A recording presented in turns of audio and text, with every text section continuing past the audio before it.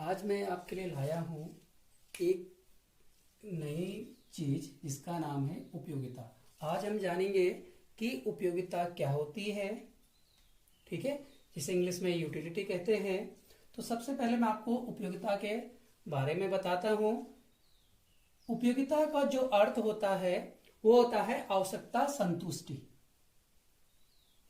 उपयोगिता का जो अर्थ होता है वो होता है आवश्यकता संतुष्टि। प्रत्येक वस्तु में कोई ना कोई ऐसी विशेषता होती है जिसके कारण उपभोक्ता उसकी मांग करता है। अगर वस्तु में कोई विशेषता नहीं होगी तो उपभोक्ता उस वस्तु की मांग नहीं करेगा। लाभदायक एवं हानिकारक दोनों ही प्रकार की वस्तुओं में उपयोगिता होती है। चाहे वस्तु लाभदायक हो चाहे वस्तु हानिकारक हो, दोनों ही प्रकार की वस्तुओं में क्या होती है, उपयोगिता होती है। एक वस्तु की उपयोगिता सभी व्यक्तियों के लिए समान नहीं होती। जो एक वस्तु है उसकी जो उपयोगिता है वो सभी व्यक्तियों के लिए क्या नहीं होगी, समान नहीं होगी। वस्तुओं के उपभोग की इच्छा उपयोगिता को जन्म देती है। प्रोफेसर फेजर के अनुसार उपयोगिता केवल इच्छा करना है। उपयोगिता केवल इच्छा करना है।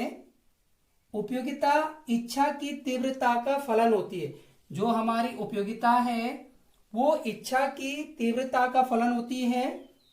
जैसे मान लिया जाए कि उपभोक्ता किसी वस्तु विशेष के प्रति उपभोग की तीव्रता जितनी अधिक होगी, उपभोक्ता को उस वस्तु के उपभोग से उतनी ही ज्यादा उपयोगिता क्या होगी, प्राप्त होगी। जैसे जैसे उपभोक्ता किसी वस्तु विशेष का उपभोग करता चला जाएगा, ठीक है, तो उसके प्रति आगे आगे क्या होगी, उपभोक्ता की उपभोग करने की इच्छा कम होती चली जाएगी। इसीलिए उपयोगिता को इच्छा की तीव्रता का फलन कहते हैं। यही कारण है कि जो ये उपयोगिता है इसे इच्छा की तीव्रता का फलन कहते हैं, क्योंकि ये हमारी इच्छा पर क्या करता है, निर्भर करता है। ठीक है, जब हम किसी वस्तु की जैसे क्या करते हैं, अधिक मात्रा में उपभोग करते हैं तो उस वस्तु के प्रति क्या होती है, हमारी इच्छा धीरे धीरे कम होती चली जाती है।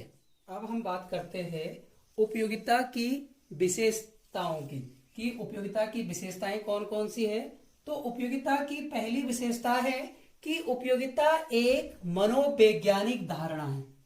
उपयोगिता एक मनोवैज्ञानिक क्या है, धारणा है। यानी हम कह सकते हैं कि उपयोगिता का कम या अधिक होना, ठीक है, उपयोगिता का कम या अधिक होना उपभोक्ता की मानसिक दशा पर निर्भर करता है। ठीक है, ये उपभोक्ता की मानसिक दशा पर निर्भर करता है।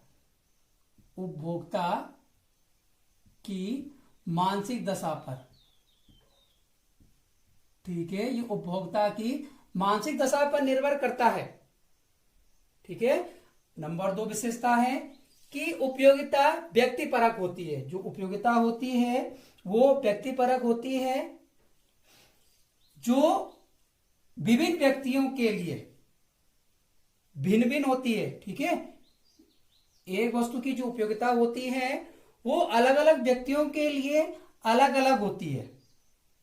ठीक है, एक ही वस्तु की उपयोगिता सभी व्यक्तियों के लिए एक समान कभी नहीं हो सकती है। तीसरी विशेषता है उपयोगिता का विचार सापेक्षिक है। जो उपयोगिता का विचार है वो सापेक्षिक है, क्योंकि उपयोगिता समय और स्थान के साथ क्या होती है, परिवर्तित होती रहती है। उपयोगिता में क्या आता रहता है, परिवर्तन आता रहता है। जैसे मान लिया जाए कि कोई आदमी बहुत ठंडे प्रदेश में रहता है तो उसको वहां पे रजाई की उपयोगिता है, उसके लिए वहां पे रजाई की उपयोगिता है। और अगर एक आदमी बहुत गर्म जगह में रहता है तो वहां पे उसके लिए क्या नहीं है, उस रजाई की कोई उपयोगिता नहीं है। इसीलिए उपयोगिता का विचार क्या होता है, सापेक्षिक होता है। चौथी विशेषता है कि उपयोगिता का अर्थ अनुमानित संतुष्टि है। जो उपयोगिता का अर्थ है वो अनुमानित संतुष्टि से लिया जाता है, ना कि वास्तविक संतुष्टि से। ठीक है, वास्तविक संतुष्टि से नहीं लिया जाता। इसका अर्थ वास्तविक संतुष्टि से नहीं लिया जाता है। ठीक है, नहीं लिया जाता, वास्तविक संतुष्टि से नहीं लिया जाता है, बल्कि किससे लिया जाता है? अनुमानित संतुष्टि से लिया जाता है। क्योंकि अनुमानित जो संतुष्टि होती है वो उपभोग की तीव्रता पर निर्भर करती है। वो किस में निर्भर करती है? उपभोग की तीव्रता पर, उपभोग की तीव्रता पर निर्भर करती है। ठीक है, वो क्या करती है? उपभोग की तीव्रता पर निर्भर करती है।